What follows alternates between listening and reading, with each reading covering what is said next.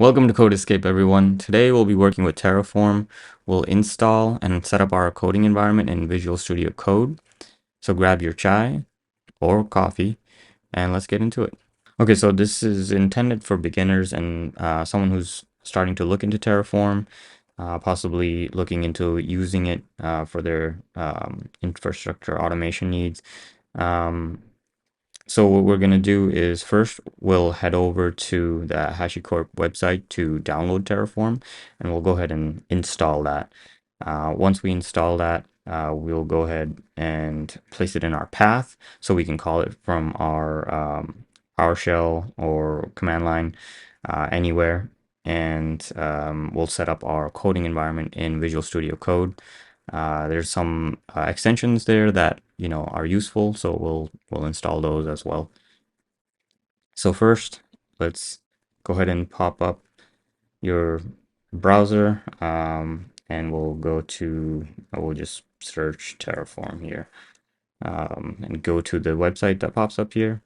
So terraform.io, and then what you want to do is go to download open source, and we click on Windows.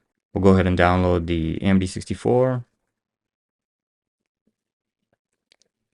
And once we have that downloaded, we're going to go ahead and install that. So go ahead and open that folder where it downloaded, and we'll unzip this right here, or we could just open up the zip. And what I like to do is go into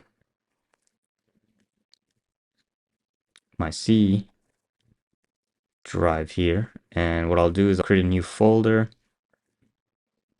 and we'll call it apps. So we can put the Terraform executable here. So we'll grab this, place that there. If you have multiple apps, you can like kubectl and so forth if you want to install them in the same area. That's why I like to have this apps folder. You can go ahead and create folders for those different apps and just place them in there. It's just a neat way to organize it. So what we'll do now is we'll go ahead and place this in the path so we can call it from anywhere. So for that, so we're going to go to environment variables. We'll edit that. So once you have this pulled up, go to environment variables and go to your path here under system variables and hit edit. And we're going to add the path that we just created and place Terraform in. So we'll grab that here.